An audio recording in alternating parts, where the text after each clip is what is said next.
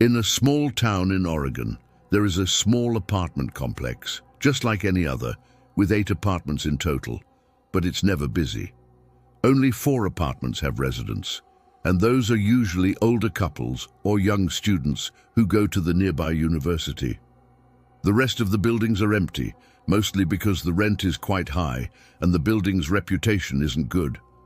For some reason, everyone leaves after living in this apartment for just a few months. So this brings us to our story.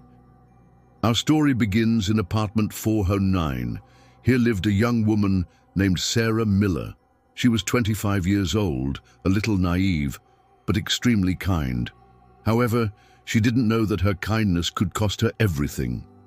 You see, the apartment was above apartment 309, where lived a single mother of 3 named Julia Erickson.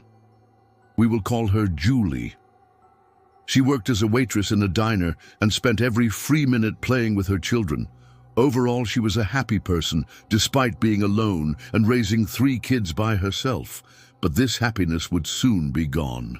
It was about 3 a.m.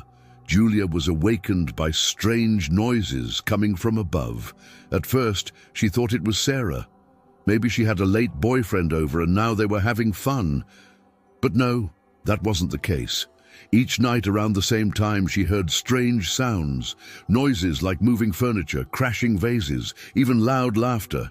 And then she heard the voices. At first they were muffled, so she couldn't make out what they were saying. But one night, she heard one of the voices say her name. Yes, it's strange, but that's not the worst of it. One night, as she was laying in her bed trying to sleep, she heard a voice whisper right next to her ear, so close she could feel its hot breath on her neck. "Julie, wake up!" she screamed. She tried to look around, but it was dark and she couldn't find the source of the voice. All she saw was the silhouette of a tall man standing by her window. She described him to the police as pale and thin with long arms and legs. He was about 6 feet tall. He seemed to be grinning. Then the silhouette disappeared. At first, she thought she was crazy, but the events that followed made her think otherwise. It happened again the next night. As soon as she laid down in bed, she heard the voice say, "Wake up, Julie. You need to listen to me." The voice sounded sad and tired. She felt like if she didn't wake up, she would die. So when she heard the voice tell her to run away, she did just that. In the morning, she called the police and told them what happened. Of course, they didn't believe her. What was she talking about? A ghost? Come on, ghosts aren't real. But as the weeks went by, more and more things started to happen. One day, Julie found a torn piece of paper under her door. It read, "Get out before it's too late." She also found flowers outside her house. Nothing was growing in them. They were all wilted and dry. Was it a message? Was someone watching her? That same night, she heard the voice again. "Don't trust anyone. They're coming for you," it said. This time, it sounded much more urgent. Julie was getting scared. She didn't know what was going on. Then she remembered that the building's owner had recently sold the top floor. Could the new owner be behind all this? She decided to move out. That night, she packed her things and left.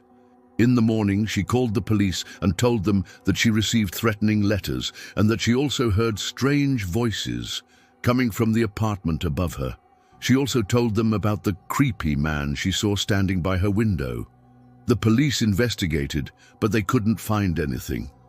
They searched Sarah's apartment, but it was empty. Apparently, she had also received threatening letters, and she packed her things and left in the middle of the night. As the weeks went by, more strange things happened. Residents started hearing strange voices and seeing shadows everywhere.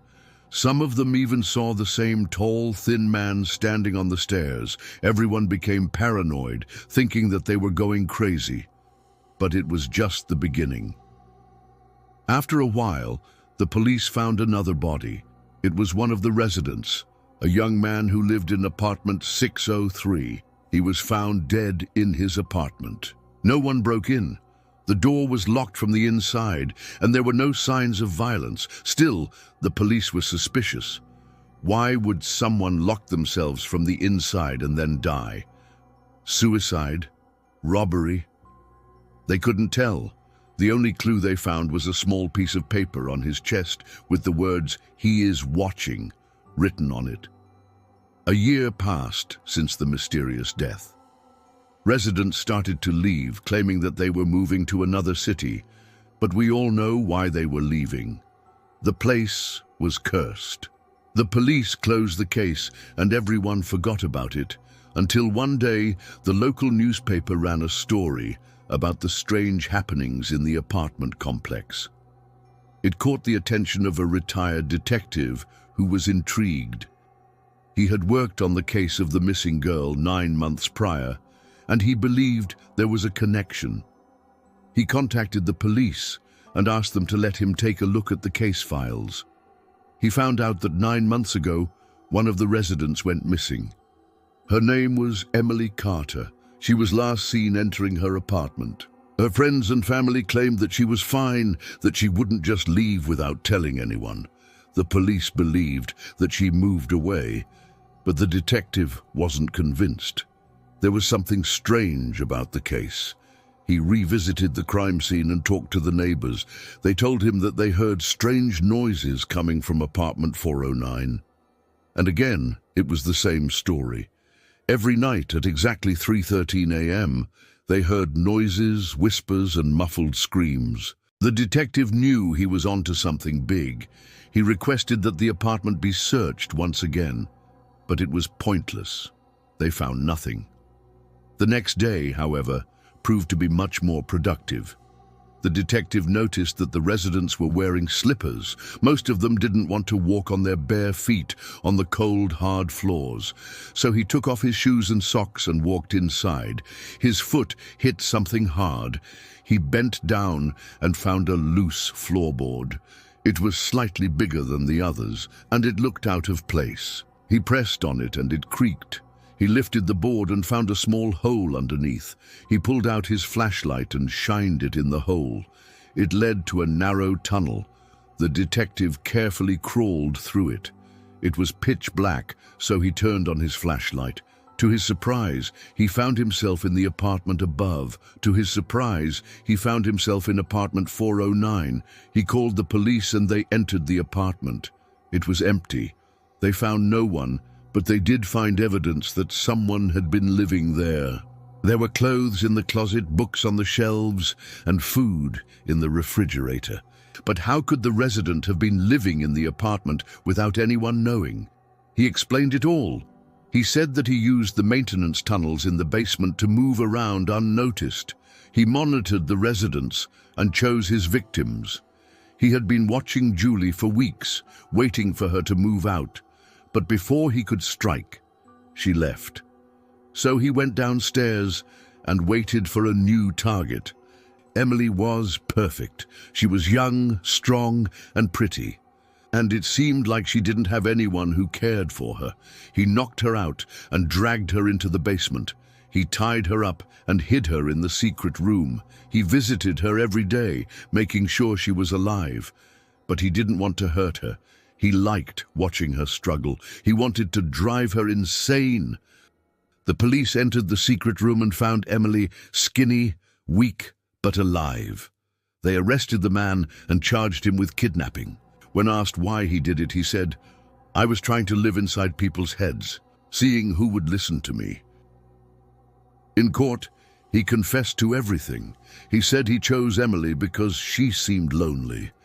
"I thought she would listen to me," he said. The judge sentenced him to life in prison without the possibility of parole. As for Emily, she was traumatized by the experience. She moved away and changed her name, but even she can't escape what happened to her. She still hears strange voices whispering to her at night, voices that sound eerily familiar.